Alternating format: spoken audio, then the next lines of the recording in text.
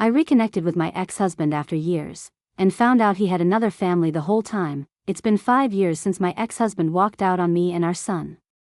5 years of unanswered questions, tears cried in the dark, and birthdays celebrated with one empty chair at the table. When he left, he said he needed time to figure himself out. No cheating, no major fights, just a sudden void where my husband used to be. I was 28, a new mother, and completely alone. I didn't chase him. I had a newborn to raise.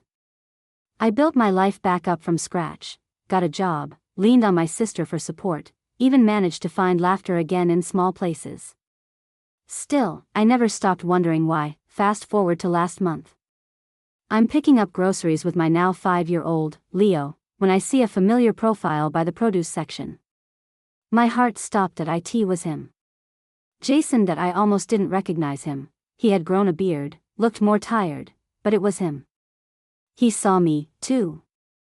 And for a second, it felt like time froze. "Hey," he said, voice low and unsure. My brain went blank.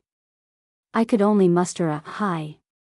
Then Leo came up to me, holding a pack of strawberries.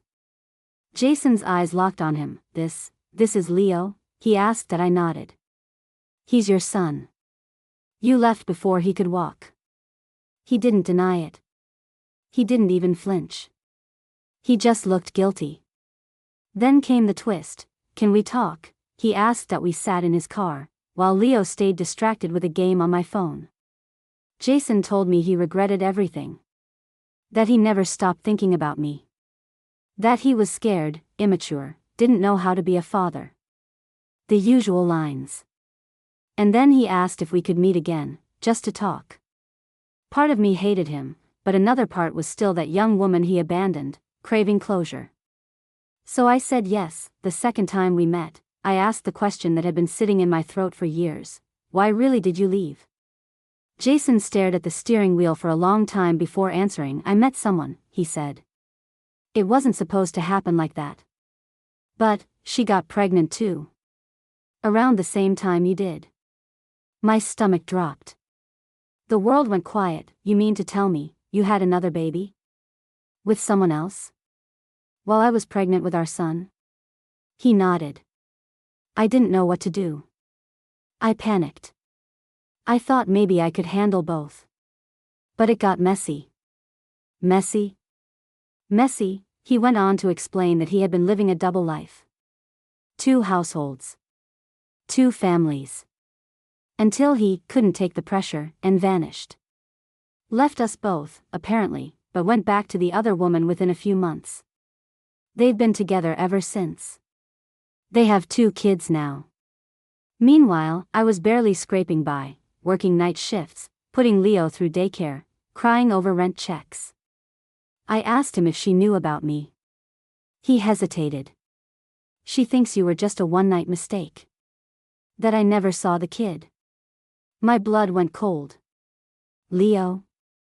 A mistake?" I didn't even yell. I just got out of the car, took Leo by the hand, and walked away.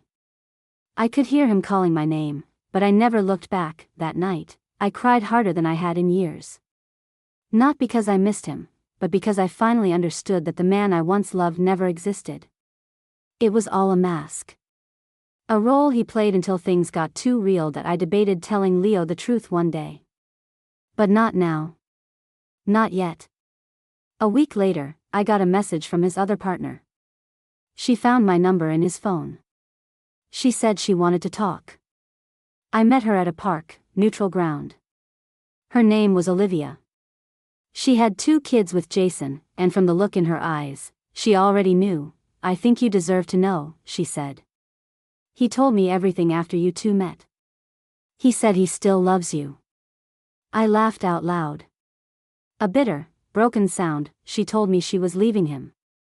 That she wouldn't raise her kids with a man capable of so much deceit. We sat there, 2 women who had been lied to for years, staring at the broken pieces of the same illusion. Now, I'm not sure what comes next. But I do know this: I'm not bitter. I'm not angry. I'm done. Leo will grow up knowing that his mom fought hard. That she didn't settle for lies.